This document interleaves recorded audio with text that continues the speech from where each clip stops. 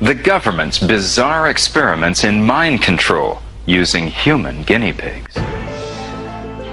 In the shadowy intersection between government intelligence, corporate marketing, and mass psychology lies a fascinating and troubling history of attempts to shape human behavior and belief. From the crude experiments of the Cold War era to today's sophisticated digital influence campaigns, the methods have evolved, but the core aim remains: to guide public opinion without the audience being fully aware of the manipulation. The story begins in the paranoid atmosphere of the 1950s Cold War. As the United States and Soviet Union engaged in their ideological battle, both sides became increasingly interested in the possibility of mind control and behavioral modification. The CIA's Project MK-Ultra, which ran from 1953 to 1973, represented the American intelligence community's most notorious venture into this domain. Initially conceived as a response to alleged Soviet and Chinese mind control programs, MK-Ultra was a secret CIA program focused on mind control and chemical interrogation. It started in the early 1950s and ran through the late 1960s, using unsuspecting US citizens as test subjects. The program experimented with drugs and other techniques to mess with people's mental states and brain functions. The public first got wind of MK-Ultra in 1975 when Congress and a presidential commission started digging into it. But uncovering details was tough because CIA Director Richard Helms had most of the files destroyed in 1973. Investigators had to rely on testimonies and a handful of surviving documents. The CIA claims it stopped these experiments, but ex-CIA agent Victor Marchetti called that a cover story, saying the agency keeps running disinformation campaigns and probably continued similar research. MK-Ultra's origins go back to earlier secret programs like Operation Paperclip in 1945, which brought over Nazi scientists to work on things like torture and brainwashing. This led to projects like Project Chatter, Bluebird, and Artichoke, all aimed at exploring mind control and behavior manipulation.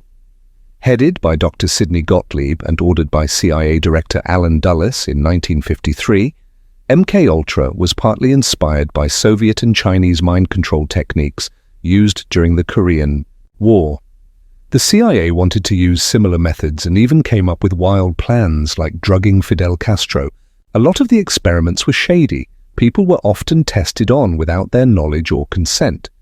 Even academic researchers, unknowingly funded by CIA front organizations, got roped into the program. By 1964, MK-Ultra was renamed MK-Search, which aimed to find the perfect truth serum for interrogating Soviet spies. One sub-project called Perfect Concussion even tried to use sound waves to erase memories. They looked into substances and techniques that could make people act so irrationally they'd ruin their reputation, boost mental sharpness and perception, cancel out or amplify the effects of alcohol, fake symptoms of diseases for malingering, aka pretending to be sick, make hypnosis easier, help people resist torture and brainwashing, cause amnesia or memory loss, create confusion or physical disabilities like temporary paralysis, induce euphoria without any side effects, alter personalities to make someone more dependent on others, lower ambition and work efficiency undetectably, mess with eyesight or hearing temporarily, knock someone out with no memory of what happened, completely incapacitate someone with just a tiny dose of something. Oh, and creating a real-life Manchurian Candidate, a mind-controlled assassin, was allegedly a major goal. MK-Ultra got 6% of the CIA's budget back in 1953 with no oversight, spending at least $10 million on their wild experiments. They explored everything: chemicals, biological agents, radiation, and lots of drugs, especially LSD. The CIA tested LSD on just about everyone: agents, military, doctors, random citizens, even prostitutes, without their knowledge. They even ran brothels, Operation Midnight Climax, where they'd secretly drug men, watch them through one-way mirrors, and record everything. Some poor folks were given LSD for 77 days straight. They eventually decided LSD was too unpredictable, but still learned some things like how it made people think they could handle any interrogation. One experiment involved pumping sedatives into one arm and stimulants into the other just to see what would happen. They also tried heroin, morphine, magic mushrooms, marijuana, and even alcohol. They studied hypnosis to make people anxious, recall complex info, or even observe better. The CIA also hired magician John Mulholland to teach agents sleight of hand and sneaky communication tricks. The CIA worked with Dr. Donald Ewan Cameron, a Scottish psychiatrist in Canada, who tried to reprogram people's minds. His methods, drug-induced comas, electroshocks 30-40 times the normal intensity, and playing repetitive tape loops for weeks or months. People went in for mild issues like anxiety and left with severe trauma, amnesia, incontinence, or worse.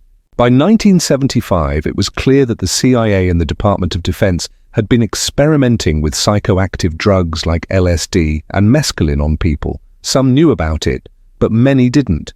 The goal? To influence and control behavior. The Church Committee uncovered that no one had actually given proper consent for these experiments, violating ethical standards big time. In response, President Gerald Ford issued an order in 1976 banning drug experiments on humans without informed consent. Later, presidents expanded this to cover all kinds of human testing. Meanwhile, the Army was dragged into its own controversy for similar experiments. A memo from 1953 meant to ensure voluntary participation in such studies had largely been ignored. The result? Soldiers were drugged without being fully informed, and other branches of the military didn't do much better. In 1977, a new batch of CIA documents surfaced, 20,000 pages that survived the 1973 purge. These revealed more about MKUltra's funding, but still didn't provide all the details. Canada had its own scandal, with CIA-backed experiments led by Dr. Cameron. The Canadian government even funded some of these experiments, which became public in 1984. Eventually, 127 victims were compensated. From 1940 to 1974, the Department of Defense and other agencies ran countless experiments involving hazardous substances. Hallucinogens like LSD and BZ were tested on thousands of volunteers, many of whom had no clue what they were signing up for. These programs were supposedly aimed at countering Soviet and Chinese brainwashing techniques. Victims and their families tried to sue the government, but legal hurdles often got in the way. One notable case involved Frank Olson, whose family received an apology and compensation after his death, believed to be linked to LSD testing. There's even speculation that the Unabomber, Ted Kaczynski, was part of these experiments during his time at Harvard. And people like Ken Kesey, author of One Flew Over the Cuckoo's Nest, and James Whitey Bulger also participated, whether knowingly or not. As MKUltra was winding down, many of its psychological insights were finding their way into the commercial sector. The emerging field of motivational research, pioneered by psychologists like Ernest Dichter, began applying psychological principles to consumer behavior. This marked a crucial transition from crude attempts at mind control to more subtle forms of persuasion. The advertising industry eagerly adopted these techniques. Subliminal advertising, while largely debunked as a direct influence method, gave way to more sophisticated approaches based on emotional manipulation and psychological triggers. The hidden persuaders, as critic Vance Packard termed them, became increasingly refined. Today's influence operations have evolved far beyond these early experiments. Social media platforms provide unprecedented opportunities for targeted psychological manipulation. The Cambridge Analytica scandal revealed how personal data could be harvested and used to create detailed psychological profiles, allowing for highly customized messaging designed to influence political beliefs and voting behavior. Social media algorithms create personalized information environments, effectively placing users in invisible psychological bubbles. These filter bubbles can gradually shift perceptions by controlling what information reaches an individual, creating artificial consensus and normalizing certain viewpoints while marginalizing others. Contemporary influence operations often employ networks of artificial accounts and coordinated authentic voices to create the illusion of organic social movements. These campaigns can manufacture the appearance of widespread public support for or opposition to specific ideas, policies, or products. Advanced marketing techniques now incorporate neuroscience research, using brain imaging and psychological research to design messages that bypass conscious resistance to persuasion. Companies track eye movements, measure emotional responses, and study brain activity to optimize their influence strategies. The line between corporate and government influence operations has become increasingly blurred. Private companies develop sophisticated influence tools which governments then acquire and adapt for their own purposes. Meanwhile, government surveillance capabilities feed into commercial databases, creating a complex ecosystem of information gathering and behavioral modification.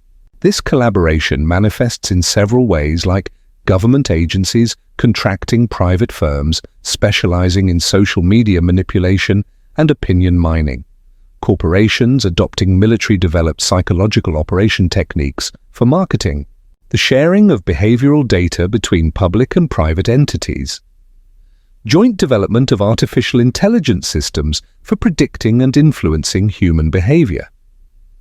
Perhaps the most striking aspect of modern influence operations is their ubiquity and invisibility. Unlike the crude experiments of the MKUltra era, today's psychological manipulation techniques are so deeply embedded in our daily lives that they've become practically invisible. From the carefully crafted layouts of grocery stores to the psychologically optimized features of social media platforms, we swim in a sea of influence attempts without recognizing them as such. The use of specific colors, sounds, and scents in retail environments to influence purchasing behavior. Social media features designed to trigger dopamine releases and create addictive behavior patterns. Newsfeed algorithms that gradually shift political perspectives through selective information presentation. Marketing campaigns that create artificial social proof through coordinated influence networks. As technology continues to advance, new frontiers in public opinion engineering are emerging. Virtual and augmented reality technologies promise unprecedented opportunities for immersive persuasion. Brain-computer interfaces, while still in their infancy, raise questions about even more direct forms of influence. Artificial intelligence and machine learning systems are becoming increasingly sophisticated at predicting and manipulating human behavior. These systems can analyze vast amounts of personal data to identify psychological vulnerabilities and optimize influence strategies in real time. Understanding these influence techniques doesn't make one immune to them, but awareness is the first step toward developing healthy skepticism and personal agency.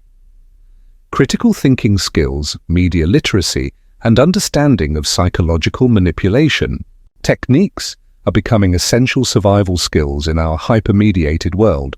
The evolution from MKUltra to modern influence operations reflects not just technological advancement, but a deeper understanding of human psychology. While today's techniques may be more subtle than their Cold War predecessors, they are arguably more effective and certainly more pervasive. The challenge for contemporary society is to balance the legitimate uses of persuasion techniques in marketing and public communications with the need to protect individual autonomy and authentic public discourse. As these influence techniques become more sophisticated, the importance of understanding and critically engaging with them only grows. In the end, the most effective defense against manipulation may be the very thing both government programs and corporate marketing have long sought to bypass: conscious awareness and critical thinking. By understanding the methods used to influence us, we can begin to reclaim our agency in an increasingly engineered psychological landscape. Like, comment, and share to keep the conversation alive, because the more we know, the stronger we stand. Don't forget to subscribe for more eye-opening content.